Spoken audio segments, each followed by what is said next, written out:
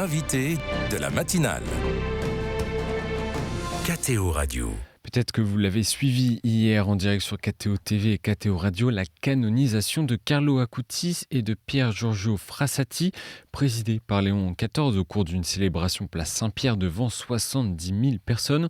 On revient sur la personnalité et ces deux nouveaux saints et le modèle qu'ils représentent pour les jeunes, mais pas que, avec le frère Charles Desjobert. Bonjour. Bonjour.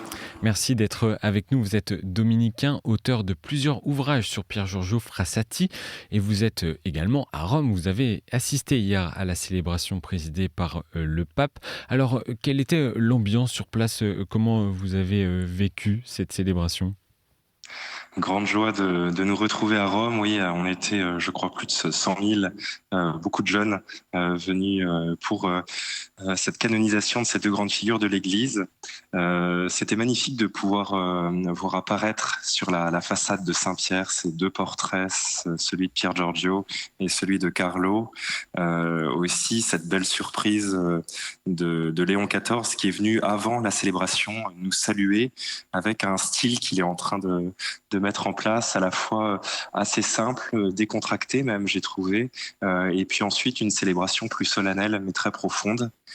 Et puis joie pour moi qui suis un ami de Pier Giorgio depuis de longues années, de pouvoir voir aussi Wanda Gawronska, sa nièce, présente, qui maintenant est très âgée, mais qui était là pour cette célébration. Et qu'est-ce qui vous a particulièrement marqué ?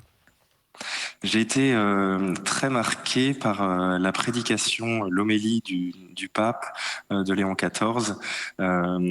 J'avoue que j'avais été un petit peu déçu dans un premier temps de voir le report d'abord de la canonisation de Carlo, puis celle de Pier Giorgio. Ça devait avoir lieu au printemps, et puis pour Pier Giorgio cet été début août. Et finalement, j'ai été très heureusement surpris du lien qui a été fait entre ces deux saints, et j'ai trouvé que tous deux se complétaient, se renforçaient l'un l'autre sans se faire d'ombre, et ça c'était une vraie joie de voir que leur message à chacun, à presque un siècle de distance, prenait une actualité incroyable. On va revenir sur ce lien, mais tout d'abord sur cette célébration et notamment l'homélie de Léon XIV. Je voulais vous faire rebondir sur une phrase qu'il a dit. Il a encouragé tous les fidèles à travers ces deux nouveaux saints, et en particulier les jeunes, je le cite, à ne pas gâcher la vie, mais à l'orienter vers le haut et à en faire un chef-d'œuvre. Que faut-il y comprendre ? Oui, faire de sa vie un chef-d'œuvre, c'est peut-être pas faire de sa vie quelque chose d'absolument parfait, mais au contraire de vivre pleinement avec les dons qu'on a reçus de Dieu, de vivre pleinement ce qu'on a à vivre aujourd'hui, chacun avec son caractère, ses talents, et c'est ce qui est impressionnant chez eux deux, c'est qu'ils inventent une manière d'être saint. Et la sainteté, c'est sans doute cela, être de plus en plus à l'image de ce que Dieu nous appelle à être, donc de plus en plus soi-même pour être effectivement à l'image de Dieu. C'est une grande confiance en fait dans le fait que Dieu nous a créés à son image, et que en étant soi-même authentiquement, en laissant passer la lumière du Christ en nous, eh bien on est véritablement au service, on invente quelque chose de nouveau. La sainteté à portée de tous, a également dit Léon XIV. Frère Charles Desjobert, un mot d'abord sur Carlo Acutis, que l'on surnomme affectueusement le saint patron des geeks. Alors pourquoi le surnomme-t-on ainsi ? Alors oui, Carlo Acutis, qui est né en 91 et est mort en 2006, donc très récemment, à l'âge de 15 ans, eh bien s'est lancé notamment la dernière année de sa vie, alors qu'il avait 14-15 ans, dans la création d'un site internet pour faire connaître notamment les miracles eucharistiques et parler en fait de son amour pour Dieu. On est au début d'Internet, et donc d'une certaine manière, il invente une manière d'utiliser ce nouveau média. On n'attendait pas un saint à cet endroit-là, peut-être, le saint au basket ou le geek de Dieu. Alors, c'est des formules, mais ça ne résume pas toute la vie d'un garçon, d'un homme. Mais évidemment, c'est une manière de dire que la sainteté, elle est à chaque fois pour aujourd'hui, et à chaque époque, il y a une manière particulière de parler de Dieu au monde, et chacun doit pouvoir l'inventer, la trouver pour être authentiquement saint. Et c'est ce qu'a fait Carlo Acutis. Frère Charles Desjobert, vous avez également écrit plusieurs ouvrages sur Pier Giorgio Frassati, une figure sportive, bon vivant et proche des pauvres. Qu'est-ce qui définit le plus Pier Giorgio Frassati? Qu'est-ce qui vous touche chez lui? Alors bien sûr, fondamentalement, c'est sa charité envers les plus pauvres. Cet enfant, ce jeune d'une famille bourgeoise de Turin, fils du fondateur de la Stampa, un des plus grands journaux italiens. Famille très aisée, oui. Voilà, famille très aisée, fils de sénateur, qui aurait pu être un champion de mondanité et qui va vraiment se mettre au service des pauvres de Turin, au service des petits, dans les faubourgs de cette ville qui est absolument une des plus grosses villes de la révolution industrielle, une ville très, très imposante, mais qui laisse aussi derrière elle beaucoup de malheureux et de miséreux. Et Pier Giorgio va être au service. Ça, c'est évidemment ce qui est le plus impressionnant, tous ces fioretti de cette aide très concrète, matérielle que Pier Giorgio apporte. Mais au-delà de cet élément fondamental qui était resté caché à la vue de ses parents et de certains de ses amis les plus proches, il y a aussi cet alpiniste de haut niveau, ce sportif, là aussi où on n'attendait pas un saint. Un saint, on imagine plutôt parfois quelqu'un d'un peu rachitique, amaigri par les jeûnes et les prières. Et là, on a ce gaillard costaud, bon vivant, effectivement, qui invente la société des types louches, là aussi où on n'attendait peut-être pas un saint, qui signe ses lettres du nom de Robespierre, là aussi on pourrait se dire mais qu'est-ce qui se passe, et qui en fait est quelqu'un qui authentiquement cherche à refléter aussi le Christ et à dire quelque chose du visage de Dieu pour notre temps. Vous avez notamment épluché ces nombreuses correspondances, notamment avec ses amis. Que relèvent ces lettres?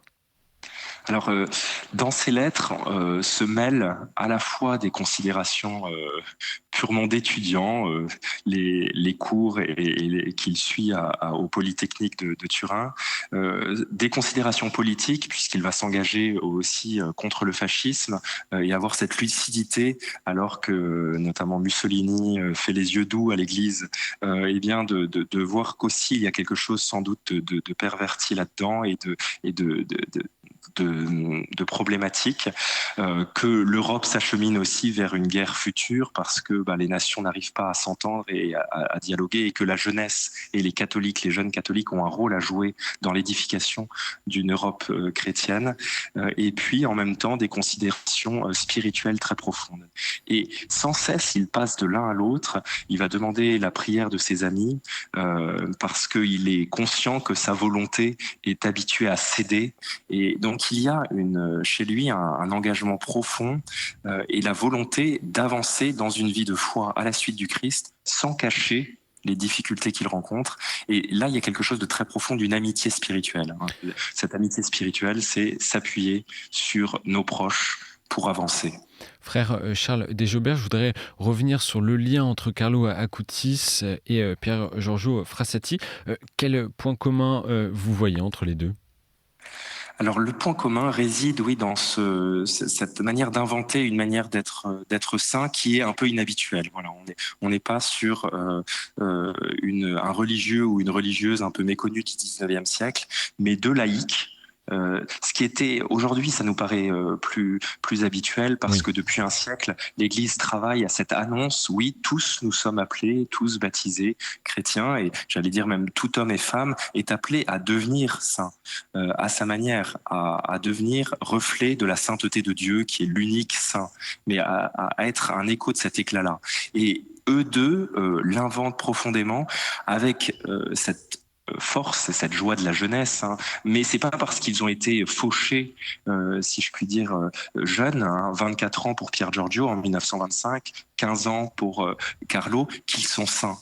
C'est parce que dès leur jeunesse, par contre, ils ont décidé de témoigner du Christ sans attendre ce qu'on pourrait faire et ce que pourrait faire peut-être un jeune aujourd'hui, se dire voilà, une fois que je serai installé, que j'aurai fini mes études, eh bien là je commencerai à faire des œuvres de charité, je commencerai à prendre du temps pour les pauvres, mais bon pour l'instant je suis pris par autre chose. Non, c'est dès maintenant qu'ils le vivent eux, dès leurs 15-16 ans. Et en quoi ces deux figures sont exemplaires, notamment pour la jeunesse? Alors elles sont exemplaires parce que elles vont, ça se joue pour moi dans l'authenticité. Hein. Être saint, ce n'est pas être seulement gentil. Ça ne se joue pas sur de la politesse ou une manière d'être affable ou agréable à tous, mais c'est plus profondément encore la manière de se laisser transporter par Dieu.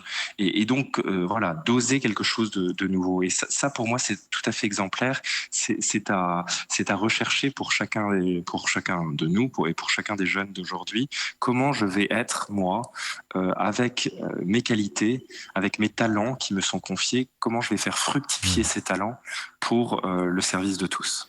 Et vous l'avez dit, frère Charles Desjobert, ils ne sont pas saints parce qu'ils sont morts jeunes, mais sont-ils des modèles pour la jeunesse parce qu'ils sont morts jeunes? Alors c'est un peu le paradoxe, oui, j'allais dire pour des jeunes, n'importe quel saint est passé par la jeunesse et n'importe quel saint a eu une vie d'adolescent et de jeunes, peut-être de jeunes étudiants ou de jeunes professionnels, et donc tous sont modèles pour la jeunesse. C'est sûr que quand on meurt jeune, on focalise du coup sur cette première partie de la vie, et puis parfois des saints ont une conversion plus tardive et donc leur jeunesse est un peu moins édifiante.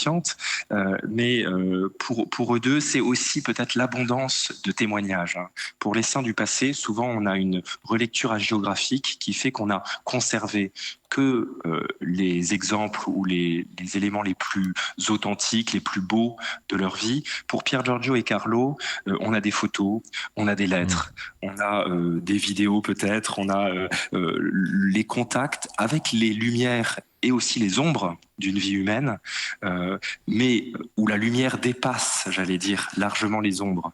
Mais c'est intéressant d'avoir aussi les ombres. Et chez Pier Giorgio, c'est touchant dans ses lettres de voir aussi les moments de doute, les peurs, parce que là, ça nous rejoint plus authentiquement. Peut-être que... Oui. Et un dernier point, je voulais conclure sur ça, frère Charles Desjobert, Pier Giorgio Frassati comme Carlo Acutis, c'était des modèles de foi également ancrés dans l'Eucharistie quotidienne et riches d'une vie de prière intense. Vous pouvez nous parler de ce point également, de ce point commun entre les deux? Oui, très très tôt, Pier Giorgio va fréquenter régulièrement l'Eucharistie, hein, aller tous les jours à la messe. On va retrouver aussi la même chose chez Carlo. Et je crois que dans cette proximité avec le Christ dans la communion, eh bien, il y a quelque chose de très profond de leur vie de foi. Pier Giorgio disait Jésus me rend visite chaque jour dans l'Eucharistie et moi, je lui rends bien modestement cette visite en visitant ces pauvres. Et je crois qu'il y a là un lien très important, la communion qui débouche sur l'action, la vie de prière qui débouche sur un service des plus pauvres. Autour des malheureux, je vois une lumière que nous n'avons pas, nous. Le vrai bien doit être fait peu à peu, quotidiennement, familièrement. Et la vie de prière doit déboucher sur ça, non pas juste une piété personnelle, mais une action au service de tous et de cette famille humaine. Mais merci beaucoup, frère Charles Desjobert, de nous avoir fait découvrir ou redécouvrir les deux figures que sont le saint Carlo Acutis et saint Pier Giorgio Frassati, que l'on peut nommer comme cela maintenant.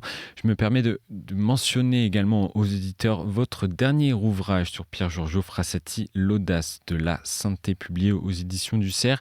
Merci d'avoir été avec nous ce matin depuis Rome. Merci.